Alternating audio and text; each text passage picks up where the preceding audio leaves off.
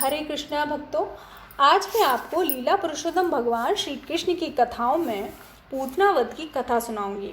पिछले अध्याय में आपने नंद तथा वसुदेव की भेंट की कथा सुनी थी। तो उसके बाद क्या हुआ? जब नंद महाराज घर लौट रहे थे तो उन्होंने वसुदेव द्वारा दी गई चेतावनी कि गोकुल में कुछ उत्पात हो सकता है, इस पर बहुत विचार किया। निश्चय ये मैत्रीपूर्ण था और असत्य नहीं हो सकता। अतः नंद ने सोचा इसमें अवश्य ही कुछ न कुछ सच्चाई है। अतः डर के मारे वे भगवान कृष्ण की शरण लेने चले गए। संकट आने पर भक्त के लिए स्वाभाविक है कि वे कृष्ण का चिंतन करते हैं और उनका कोई आश्रय नहीं होता। जब शिशु संकट में होता है तो वह अपने माता पिता का ही आश्रय लेता है। इसी प्रकार भक्त सदैव भगवान की शरण में रहता है, किंतु जब उसे कोई विशेष संकट दिखाई देता वह तुरंत ही ईश्वर का स्मरण करता है। अपने मंत्रियों से मंत्रणा करने के बाद कंस ने पूतना नामक राक्षसी को, जो छोटे छोटे बच्चों की हत्या करती थी, उनको आदेश दिया कि वे शहरों, गांवों तथा चरगाहों में जाकर सारे बच्चों का वध कर दे। ऐसी राक्षसी अपना इंद्रजाल वहीं फैला सकती है जहाँ कृष्ण के पवित्र नाम का कीर्तन या श्रवण न होता हो। कहा जाता है जहाँ कहीं कृष्ण के पवित्र नाम का कीर्तन होता है, चाहे वे उपेक्षा से हो ही और ना हो, वहाँ से सारे बुरे तत्व, डायने, भूत, प्रेत तथा संकट तुरंत भाग जाता है। और जहाँ कृष्ण के पवित्र नाम का कीर्तन गंभीरता से होता है, विशेष रूप से वृंदावन में जहाँ परमेश्वर स्वयं उपस्थित है, वहाँ तो यह सर्वदा सत्य है। अतः नंद महाराज के सारे संदेह निश्चित रूप से कृष्ण प्रेम पर ही आधारित थे। वास्तव में पूतना में शक्ति होते हुए भी उसकी गतिविधियों से कोई भय न था। ऐसी राक्षसी खेचरी कहलाती हैं, जिसका अर्थ है वे आकाश में उड़ सकती हैं। इस तरह का इंद्रजाल आज भी कुछ स्त्रियों द्वारा भारत के दूरस्थ उत्तर पश्चिम भाग में किया जाता है। वे उखड़े वृक्ष की शाखाओं पर बैठकर एक स्थान से दूसरे स्थान तक आ जा सकती हैं। पूतना को यह इंद्रजाल ज्ञात था, इसलिए भागवत में उसे खेचरी कहा गया है। पूतना किसी प्रकार की अनुमति के बिना गोकुल में नंद के आवास महल में घुस गई। सुंदर वस्त्रों से आभूषित होकर वह परम सुंदरी के रूप में माता यशोदा के घर गई। अपने उठे हुए नितंबों, उन्नत उरोजों, कान की बालियों तथा केशों में लगे फूलों से वह अति सुंदर लग रही थी। अपनी शीर्ण कटी से वह और भी सुंदर लग रही थी। उसकी आकर्षक चितवन तथा मंद मुस्कान से वृंदावन के सारे वासी मोहित हो गए। बोली वाली गोपियों ने सोचा वह हाथ में कमल पुष्प धारण किए वृंदावन में आई साक्षात लक्ष्मी देवी है। उन्हें लगा कि वह अपने पति कृष्ण को देखने के लिए स्वयं आई हैं। उसकी अपूर्ण सुंदरता के कारण उसे किसी ने नहीं रोका। अतः वे बिना रोक टोक के नंद महाराज के घर में प्रविष्ट हो गई। अनेकानेक बालकों का वध करने वाली पूतना ने कृष्ण को पालने में लेटा देखा। वह तुरंत समझ गई इस नन्हे बालक में अद्वितीय शक्ति है, जो राख से ढकी अग्नि की भांत छिपी है। उसने सोचा यह बालक तो इतना शक्तिशाली है कि क्षण भर में सारे ब्रह्मांड को नष्ट कर सकता है। पूतना की समझ अत्यंत महत्वपूर्ण है। भगवान श्री कृष्ण प्रत्येक प्राणी के हृदय में स्थित हैं। भगवद गीता में कहा गया है कि वे मनुष्य को आवश्यक बुद्धि प्रदान। पूतना को तुरंत पता चल गया कि जिस बालक को वह नंद के घर में देख रही है वह साक्षात श्री भगवान हैं। वे यहाँ नन्हे बालक के रूप में लेटे हैं, किंतु इसका अर्थ यह नहीं था कि वे यह कम शक्तिशाली हैं।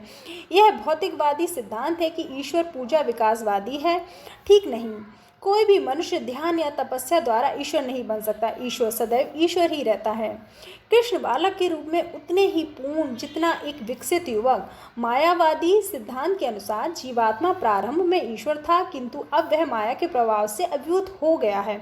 अतः मायावादी मानते हैं कि इस समय वह ईश्वर नहीं है, किंतु माया का प्रभाव हटा लेने पर वह पुनः ईश्वर हो जाता है। यह सिद्धांत सूक्ष्म जीवात्माओं पर लागू नहीं हो सकता।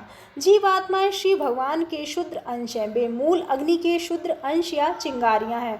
अतः वे माया के प्रवाह से ढके जा सकते हैं, किंतु कृष्ण नहीं। कृष्ण तो श्री भगवान हैं। यहाँ तक कि वसुदेव तथा देवकी के घर में जन्म लेने के समय से ही कृष्ण श्री भगवान हैं। कृष्ण ने बाल स्वभाव दिखाया और अपनी आंखें बंद कर ली, मानो वे पूतना को न देखना चाह रहे हों।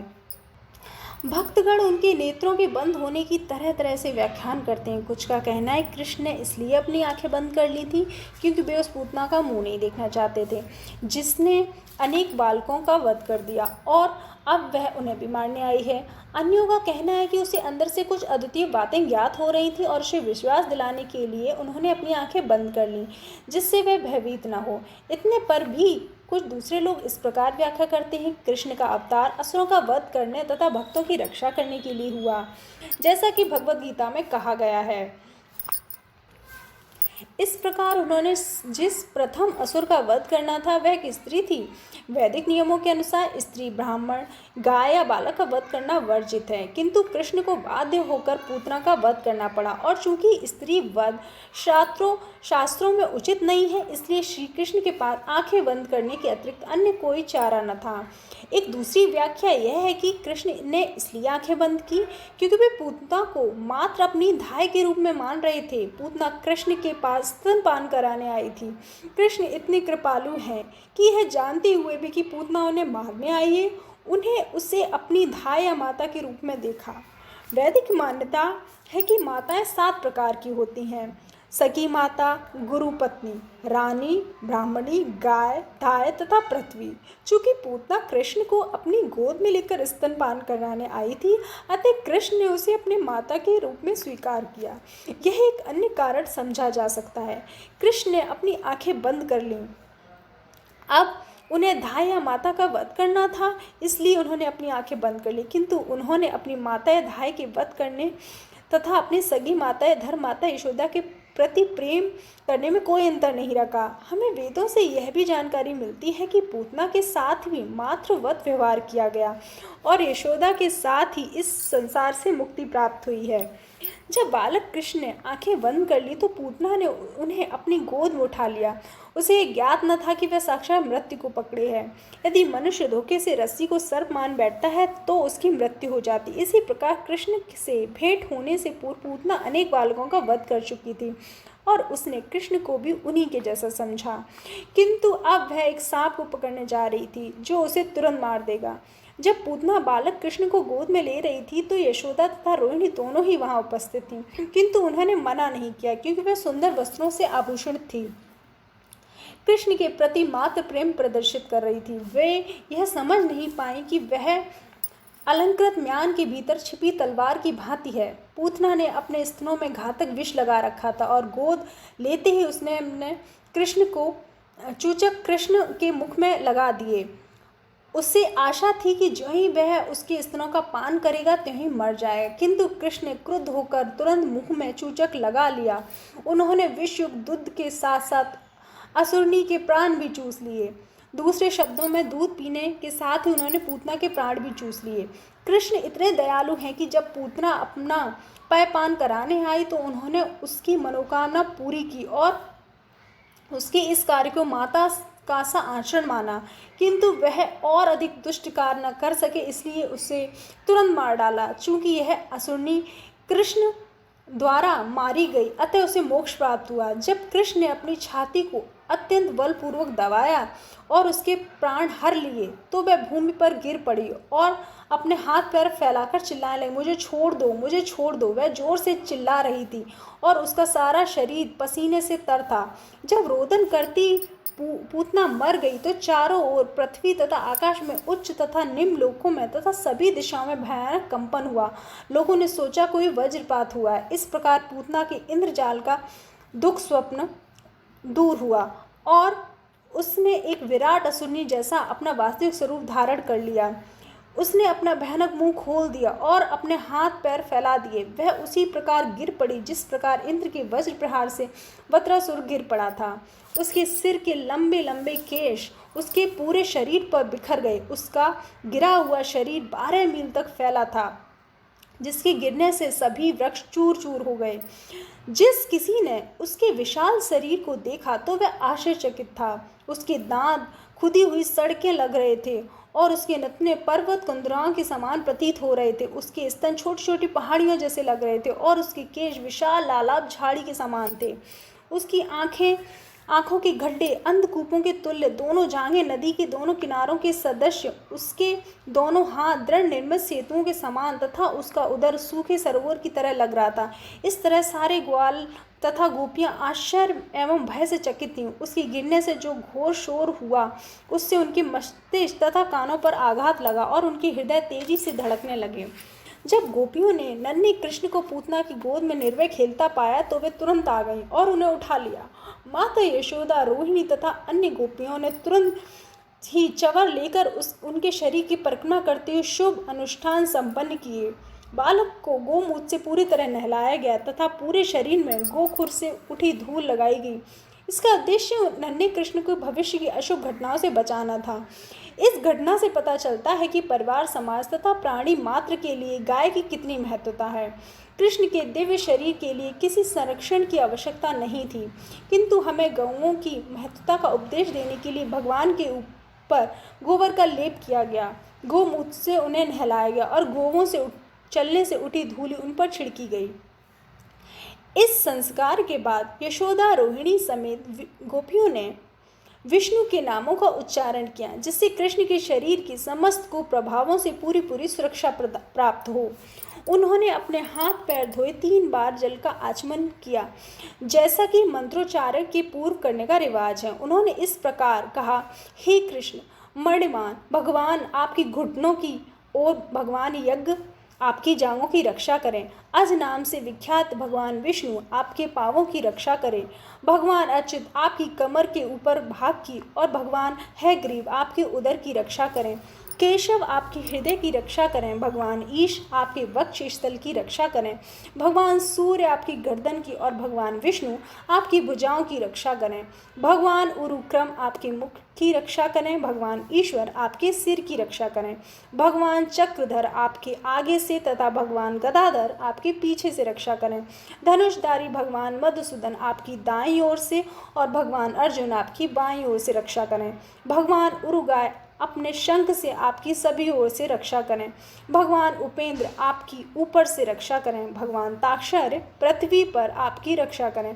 भगवान हलधर आपकी चारों ओर से रक्षा करें। भगवान ऋषिकेश आपके समस्त इंद्रियों की रक्षा करें।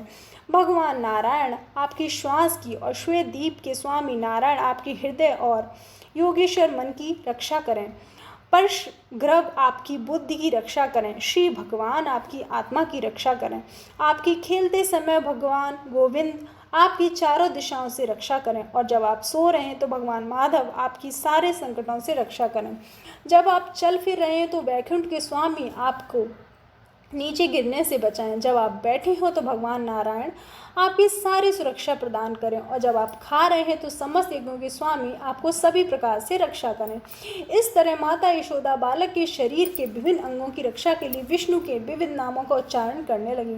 माता यशोदा का दृढ़ विश्वास था कि वे अपने पुत्र की रक्षा डाकिनियों, यातुधानी, कुष्मांडा, यक्षों, राक्षसों, विनायकों, कोटरा, रेवती, ज्येष्ठा, पूतना, मातृका, उन्माद तथा इसी प्रकार के अन्य भूत प्रेतों से कर सकती हैं, जो मनुष्य उनके निजी अस्तित्व के बारे में भुला देते हैं तथा प्राणों एवं इंद्रियों को कष्ट पहुंचाते हैं।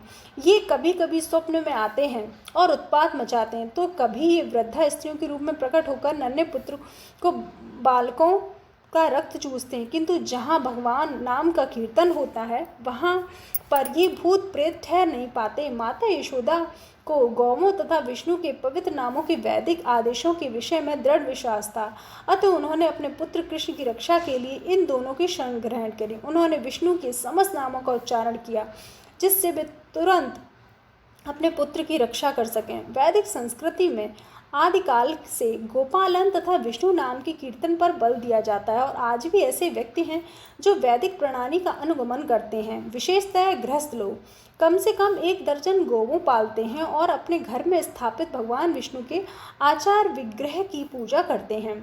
जो लोग कृष्ण भावनामृत में उन्नति कर रहे हैं उन्हें इस कार्यकलाप से पाठ सीखना चाहिए और गोवों तथा विष्णु के नाम में रुचि लेनी चाहिए। वृंदावन की वयस्क गोपिकाएं कृष्ण के प्रेम में इतनी ही लीन थीं, वे कृष्ण को हर तरह से बचाना चाहती थीं, यद्यपि उन्हें इसकी आवश्यकता न थी, क्योंकि उन्होंने अपने को पहले से सुरक्षित कर रखा था। वे यह नहीं समझ पाए कि कृष्ण श्री भगवान थे जो बालक के रूप धारण किए क्रीड़ा कर रहे थे। बच्चों के रक्षा संबंधी अनेक औपचारिकताओं के बाद माता यशोदा ने कृष्ण को अपनी गोद में लेकर अपना दूध पिलाया। जब बालक की विष्णु मंत्र से रक्षा कर ली गई तो माता यशोदा को लगा वह सुरक्षित है। इसी बीच सारे ग्वाले जो कर जमा करने मथुरा गए थे लौट कर आए थे, तो वे सब पूतना के विशाल मस्त शरीर को देखकर स्तंभित रह गए। नंद महाराज को वसुदेव की भविष्यवाणी स्मरण हो आई और वे उन्हें एक ऋषि तथा योगी मानने लगे। अन्यथा वे यह कैसे बता सकते थे कि वृंदावन में मेरी अनुपस्थिति की अवधि में कोई घटना होने वाली है। इसके बाद वज्र के समस्त वासियों ने पूतना के विशाल शरीर की खंड खंड कर डाले और उसे जलाने के उद्देश्य लकड़ी की चिता बना ली। जब पूतना के शरीर के अंग जल रहे थे तो अग्नि से उठे धुएं अंगूरी की सुगंधी छा रही थी। यह सुगंधी कृष्ण द्वारा वध किए जाने के कारण थी। इसका अर्थ यह था कि असुरनी पूतना के सारे पाप धुल गए और वे स्वर्गागिक शरीर प्राप्त हो गया है। यहाँ ऐसा उदाहरण प्राप्त होता है कि भगवान कितने सर्व कल्याणकारी हैं। पूतना कृष्ण को मारने आई थी, किंतु चूंकि उन्होंने उसका दुग्धपान किया था अतः वह तुरंत पवित्र हो गई और उसका मृत शरीर दिव्य गुण से प्राप्त हुआ। उसका एकमात्र कार्य छोटे छोटे बालकों को मारना था। उसे केवल रक्त प्रिय था, किंतु कृष्ण के प्रति द्वेष रखते हुए भी उसे मोक्ष प्राप्त हुआ, क्योंकि उसने कृष्ण को अपना दूध पिलाया था। अतः उन लोगों के विषय में क्या कहा जाए जो माता के रूप में कृष्ण को अत्यंत प्रिय और जो अत्यंत प्रेम पूर्वक सदा उनकी सेवा करते हैं, जो हर जीव के परमात्मा और पूर्ण पुरुषोत्तम भगवान हैं। इससे यह निष्कर्ष निकलता है कि भगवान की सेवा में लगाई गई अल्प शक्ति भी अपार दिव्य लाभ प्रदान करने वाली है। कृष्ण चेतना में की गई भक्ति इतनी दिव्य है कि जाने अनजाने में कृष्ण की थोड़ी सी भी सेवा से बड़ा लाभ प्राप्त होता है। किसी वृक्ष के पुष्प अर्पित करके कृष्ण की पूजा करना भी उस जीवात्मा के लिए लाभप्रद है जो वृक्ष के अस्तित्व का तक सीमित है। जब कृष्ण को फूल और फल अर्पित किए जाते हैं तो अप्रत्यक्ष रूप से उस वृक्ष को भी लाभ पहुंचता है जिसमें भी फूल और फल लगते हैं। अतः अर्चना विधि हर एक के लिए लाभप्रद है। कृष्ण ब्रह्मा तथा शिव जैसे महान देवों द्वारा पूज्य हैं और पूतना इतनी भाग्यशाली थी कि वह कृष्ण बालक के रूप में उसकी गोद में खेले। श्री कृष्ण के वे ही चरण कमल जो ऋषियों तथा भक्तों द्वारा आराध्य हैं पूतना के शरीर पर पड़े। लोग कृष्ण की पूजा करके भोजन की भेंट चढ़ाते, किंतु उन्होंने तो पूतना के शरीर से स्वयं दुग्धपान किया। इसलिए भक्तगण प्रार्थना करते हैं कि यदि पूतना जैसी शत्रुनी केवल दूध पिला कर लेने से इतनी लाभ प्राप्त कर सकती है, तो फिर प्रेम तथा स्नेह से कृष्ण की पूजा से प्राप्त होने वाला लाभ का अनुमान कौन लगा सकता है। यदि पूजा करने वाले को इतना लाभ हो सकता है तो फिर मनुष्य को क्या चाहिए। यद्यपि पूतना दुष्ट आत्मा थी, किंतु उसे भगवान की माता के समान उच्च पद प्राप्त हुआ। अतः यह स्पष्ट है कि गौवें तथा वयस गोपियां भी जो कृष्ण को दूध देती दिव्य पद को प्राप्त हुई। कृष्ण किसी को भी कुछ भी मुक्ति से लेकर कोई भी कल्पनीय भौतिक वस्तु दे सकते हैं। अतः वे जिस पूतना के शरीर का दुग्धपान करते रहे उसके मोक्ष के संबंध में कोई संदेह नहीं हो सकता, और उन गोपियों के मोक्ष के संबंध में क्या संदेह हो सकता है जिन्हें कृष्ण इतने प्रिय थे।